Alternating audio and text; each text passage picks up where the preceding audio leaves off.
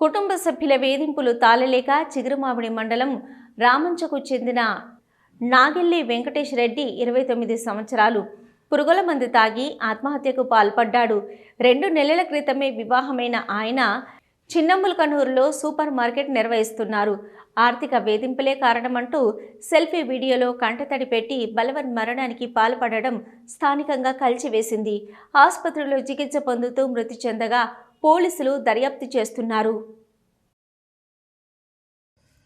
నా బంధుమిత్రులకి, నా శ్రేయోభిలాషులకి, నా భార్యమణికి అందరికీ క్షమాపణ చెప్పుకుంటున్నా. ఎస్ఐ గారికి కూడా నేను ఈ వీడియో పంపించదలుచుకున్నా. ఎస్ఐ గారు నాకు మీరే న్యాయం చేయగలరు. నేను బయట వాళ్ళు నన్ను ఎంతోమంది మోసం చేశారు కానీ నాకు ఎప్పుడు బాధ అనిపించలేదు. కానీ నా ఇంట్లో నా తల్లిదండ్రులు, నా అన్నదమ్ములే నన్ను మోసం చేశారు. ఈ జీవితం నన్ను రోడ్డు మీద నిలబెట్టారు. నన్ను నమ్మక ద్రోహం చేశారు. నా ఇంట్లోనే నన్ను ప్రశాంతంగా ఆనందంగా బతకనిచ్చే రోజులు లేవు. ఇక ఆ షాప్లో నేను ఎంత పెట్టలో దేవునికి ఎరక.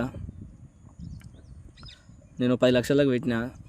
నేను తీసుకొచ్చిన అప్పులు కట్టేసుకున్నా 3 లక్షలు. నా సొంతంగా 7 లక్షలు పెట్టినా. వాళ్ళు పెట్టలే అని అబద్ధం ఆడుతారు.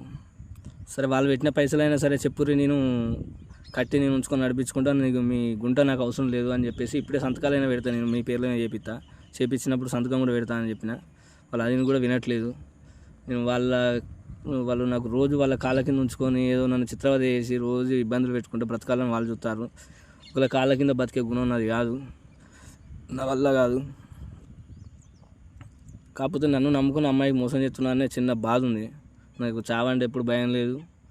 నాకు ఈ చావుకు పెద్ద విషయం కాదు నాకు. ఎందుకంటే నా జీవితంలో నేను అన్నీ తెలుసుకున్నా. ఆ ధ్యానంలో మెడిటేషన్లో చేసుకుని ఏది నిత్యం కాదు, అన్నీ అనిత్యాలే, ఏది శాశ్వతం కాదు, అన్నీ అశాశ్వతాలే అని చెప్పేసి నాకు తెలుసుకున్నా. కాకపోతే నా ఈ చావుకు నేను భయపడి మాత్రం చావట్లేదు.